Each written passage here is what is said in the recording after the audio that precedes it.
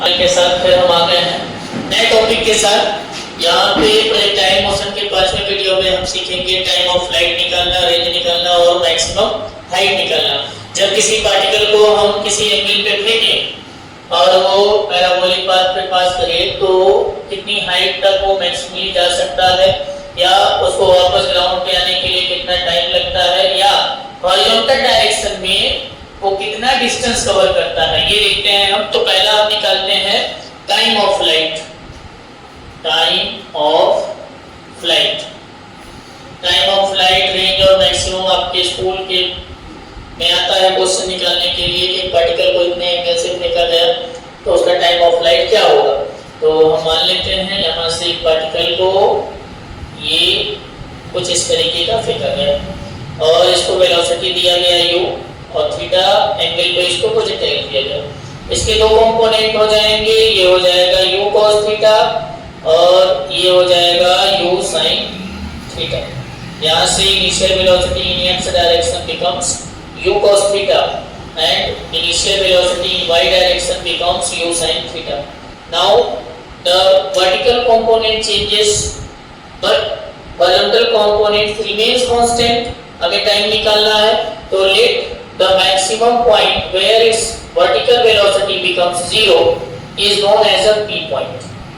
At p point the maximum velocity or the vertical velocity becomes 0 and horizontal velocity remains constant because it do not change in vertical motion.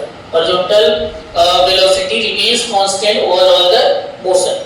तो यहाँ से हम निकाल पाएंगे। देखो अगर मैं यहाँ से O पॉइंट मानूं, यहाँ पर B मान लूं इसको या A मान लूं, तो हम निकालते हैं O से P तक जाने में। ये पॉइंट जो है हमारा वो P है। O से P तक इतना टाइम लगेगा, फिर P से A तक इतना टाइम लगेगा। तो जितना टाइम इसको O से P तक जाने में लगा होगा उतना ही टाइम इसको P से A तक आने में लगा होगा, यानी time of ascent is equal to time of descent हो जाएगा। तो हम वर्टिकल मोशन के लिए इक्वेशन ऑफ मोशन लगा सकते हैं Vy is equals to Uy minus Gt. Now this velocity is 0 at point P. Now putting the value 0 and Uy is U sin theta minus Gt and Gt is equals to U sin theta. Now time becomes U sin theta upon g. This is the time taken by the body or particle to reach the point P. ये time point P तक पहुंचने में लगा। अब P से A तक लाने में हम इसका 2 टाइम्स कर देंगे। तो now total time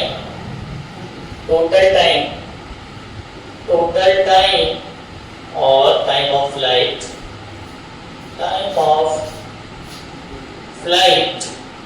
is equals to 2 times में t. Hence t is equals to 2t. T is equals to 2u sin theta upon में g. This is the time taken by the particle to come at P. यानी ये हो गया time of flight. इसको याद करने के लिए हम इसको याद कर सकते हैं 2u y upon में g, vertical component of velocity into g। इससे जल्दी याद होता है। ये रहा हमारा टाइम ऑफ फ्लाइट, यानी वापस से उसको ग्राउंड पे आने के लिए जितना टाइम लगा वही टाइम ऑफ फ्लाइट है, यानी वो कब कितने समय तक स्काई में रहा है, आसमान पे रहा। ओके, नाउ अब हम देखेंगे इसने मैक्सिमम हाइट कितना कवर किया। तो अगला है हमारा मैक्सिमम हाइट। अब मैं इसको इरेज करता हूँ।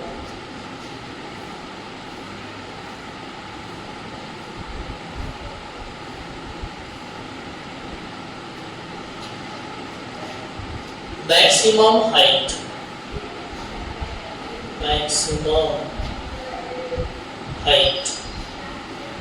hmax।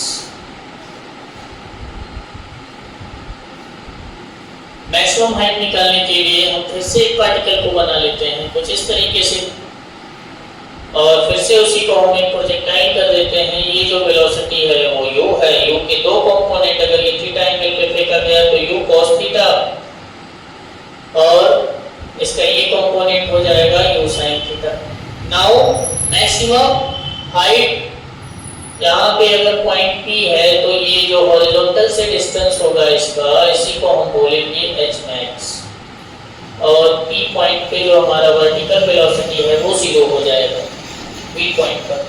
अब हम इक्वेशन ऑफ मोशन लगा देंगे, हमें u x initial velocity in x direction is u cos theta and initial velocity in y direction is u sin theta. Now use the equation of third, यानी third equation of motion अगर मैं use करूं तो by का whole square is equals to uy का whole square minus में 2gh max कर सकते हैं हम। माइनस साइन क्यों लगा? क्योंकि वर्टिकल मोशन है। नाउ दिस वेलोसिटी बिकम्स 0, तो 0 इज इक्वल्स टू uy का होल स्क्वायर माइनस में 2gh max। Now this part इधर, इस पार्ट को इधर लाओ तो ये हो जाएगा 2gh max, 2gh max is equals to uy का होल स्क्वायर। तो यहाँ से h max is equals to क्या हो जाएगा? uy का होल स्क्वायर अपॉन में 2g। नाउ uy कितनी है? uy की वैल्यू यहाँ पे गिवन है u sin theta. Now u sin theta का होल स्क्वायर अपॉन में 2g, तो ये हो जाएगा h max is equals to u square sin square theta upon में 2g। ये हमारा एक्सप्रेशन है मैक्सिमम हाइट का, यानी कोई पार्टिकल अगर थीटा एंगल से फेंका गया है तो मैक्सिमम कितने हाइट तक जा सकता है, यानी वो एंगल थीटा g और u पे डिपेंड करता है। ये रहा हमारा मैक्सिमम हाइट का एक्सप्रेशन। अब हम निकालेंगे तीसरा, रेंज फाइंड आउट करेंगे कि ये पार्टिकल जब यहाँ से यहाँ तक रेंज कितना इसका रेंज होगा अगर फेंका जाए यहाँ से। तो थर्ड देखते हैं हम रेंज के बारे में।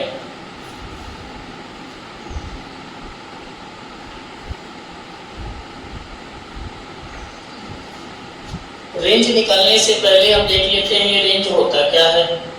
रेंज क्या होता है? इट इज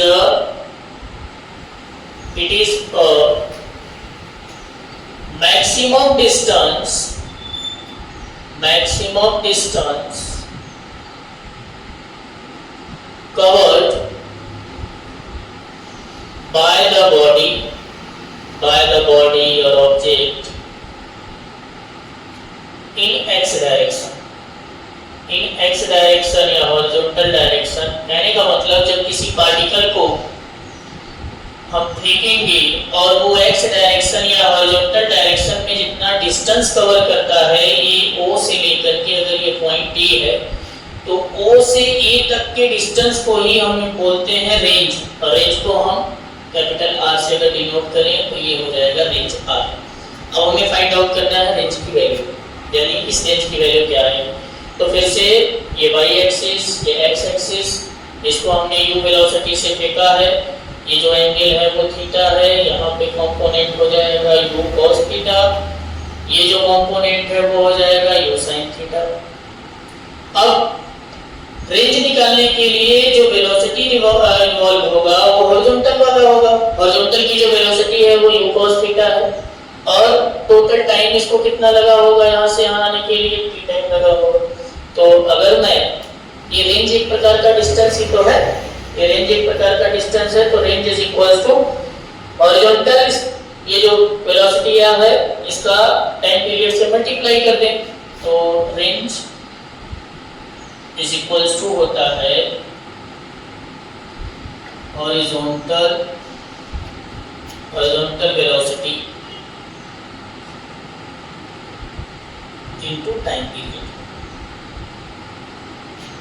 तो r इज इक्वल्स टू, यहाँ से horizontal component ux into capital, दोनों की वैल्यूज रख देंगे। यहाँ पर दोनों की वैल्यूज रखेंगे तो ux की वैल्यू है u cos थीटा, तो r is equals to u cos theta into t की वैल्यू हमने निकाला था 2u sin थीटा अपॉन में g निकाला था, ऐसे। तो यहाँ से इसको सॉल्व करेंगे तो ये देखो कितना हो जाएगा, u square into 2 sin theta into cos theta, और ये अपॉन में g। Now this is 2 sin theta is cos theta in sense sin 2 theta is equals to होता है 2 sin theta into cos theta. तो आप यहाँ पे 2 sin थीटा यूज कर सकते हो। Range is equals to u square sin 2 theta upon में g। एक एक्सप्रेशन ये हो गया, या फिर याद करने के लिए आप इस एक्सप्रेशन को जल्दी से याद करने के लिए इसको आप लिख सकते हो कुछ ऐसे 2 component of velocity in x direction and y direction upon में g। याद करने के लिए आप ये कर सकते हो। ये एक्सप्रेशन है रेंज के लिए, यानी हॉरिजॉन्टल डायरेक्शन में उसने कितना डिस्टेंस कवर किया। ये हुआ रेंज के बारे में। अब जैसे हमें कुछ छोटे छोटे क्वेश्चंस दिए हो, अगर हमें क्वेश्चंस निकालने हैं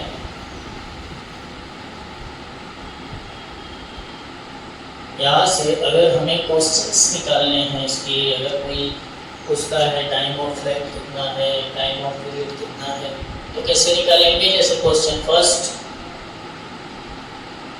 a particle is thrown with 2 meter per second at an angle 30 degree with horizontal. Find the velocity at t is equals to 2 second and time of flight maximum height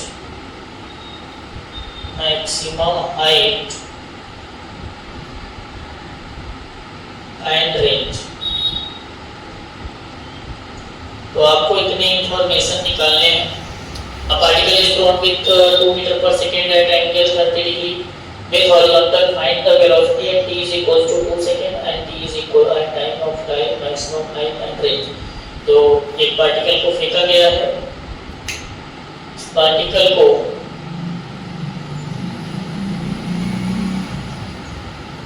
यानी ये हो गया y डायरेक्शन, ये x direction, इसको ऐसे ही फेंका गया, ये ऐसे लिया जाएगा।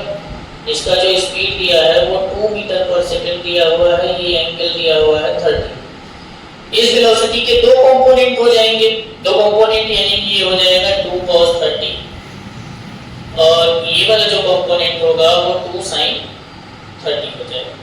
यानी हम देख सकते हैं ux की वैल्यू cos 30 की वैल्यू कितनी होती है, √3/2 यानी कि है √3 और uy की वैल्यू कितनी हो गई, uy की वैल्यू 2 × 1/2 तो 2 से 2 कैंसिल यानी 1 मीटर पर सेकंड। ये इतना आया और ये इतना। x और y में हमने वेलोसिटीज कैलकुलेट कर ली। पहला हमसे पूछा है कि at t = 2 पर उसकी वेलोसिटी कितनी होगी, तो at t = 2 पे मान लेता हूं मैं यहाँ पे कहीं पहुंचेगा। इसके पॉइंट का नाम मैंने p रख दिया। इस पॉइंट का नाम जो है वो p हो गया और उसको टाइम लगा t टाइम, तो हम at टाइम t = निकाल देते हैं at t = 2 सेकंड। यानी हॉरिजॉन्टल वेलोसिटी का तो हमारा ये कांस्टेंट होगा, ये कहीं पर भी चेंज नहीं होगा। हमें प्रॉब्लम कौन करता है, ये वर्टिकल वाला वेलोसिटी जो चेंज होता रहता है। तो हम देखेंगे कि 2 सेकंड पर उसकी वेलोसिटी देखो धीरे-धीरे कम होती चली जाएगी। तो यहाँ से इक्वेशन ऑफ मोशन यूज कर लो, vy = uy - g। Now uy हमें निकालना है, uy की वैल्यू uy is 1 मीटर पर सेकंड, ये 1 हो गया माइनस g की वैल्यू 10 ले लेते हैं, गिवन नहीं है, t की वैल्यू है 2, t की वैल्यू गिवन है हमको 2 सेकंड। तो vy = ये कितना हो गया हमारा माइनस में 19 मीटर पर सेकंड। तो माइनस में वैल्यूज आने लगी यानी कि वो डिक्रीज होने लगा 2 सेकंड बाद। बहुत छोटी वेलोसिटी है इसकी 2 मीटर पर सेकंड। और इसके बाद हमें दूसरा क्या निकालने के लिए वो दिया हुआ है, टाइम ऑफ फ्लाइट दिया हुआ है। चाहे आप डायरेक्ट एक्सप्रेशन यूज कर लो टाइम ऑफ फ्लाइट का, t = 2u sin θ/g, यही एक्सप्रेशन आया था। यहाँ पे वैल्यूज पुट कर लो, 2 × u की वैल्यू कितनी गिवन है, uy ही हो गई। यहाँ पे ये जो टाइम ऑफ फ्लाइट है ये uy है। u sin थीटा हमने टोटल कैलकुलेट किया हुआ है, वर्टिकल कंपोनेंट ऑफ ये 1 है तो ये हो जाएगा 1/10, ये 1/10 हो जाएगा तो ये आया 0.2 सेकंड। ये इसका टाइम ऑफ फ्लाइट। नेक्स्ट हमसे क्या पूछा है, वो मैक्सिमम हाइट पूछा है। मैक्सिमम हाइट का एक्सप्रेशन क्या आया था, u square sin square theta upon में 2g। या डायरेक्ट इक्वेशन यूज कर लो मैक्सिमम हाइट का, by का whole square is equals to uy का होल स्क्वायर माइनस में 2gh max। आप इतना कर सकते हो तो इसकी वैल्यू तो 0 हो जाएगी, uy 1 का स्क्वायर माइनस 2 इंटू 10 और ये हो जाएगा h max। तो यहाँ से इसकी वैल्यू लाओगे तो 20h max is equals to 1, तो h max की वैल्यू हो जाएगी 1/20, तो ये कितना हो जाएगा 0.05 मीटर। ये मैक्सिमम इसकी हाइट होगी 0.05। इसके बाद हमें रेंज की वैल्यू निकालनी है। रेंज की वैल्यू निकालने के लिए हम क्या कर सकते हैं, देखो रेंज का फॉर्मूला था 2 टाइम्स ux uy अपॉन में g था, यही तो था फॉर्मूला। तो यहाँ से range is equals to 2 into vertical velocity दिया हुआ है रूट में 3 इंटू वर्टिकल 1, g की वैल्यू 10 तो ये आया 2√3 अपॉन में 10, यानी रेंज की वैल्यू आई 0.2 रूट में 3 मीटर। ये इसका रेंज हो गया, यानी ये रेंज निकला और बाकी के सारे इक्वेशन होंगे। ओके, आज के लिए इतना ही। अगर अच्छा लगे तो लाइक शेयर और सब्सक्राइब कीजिए। Thank you.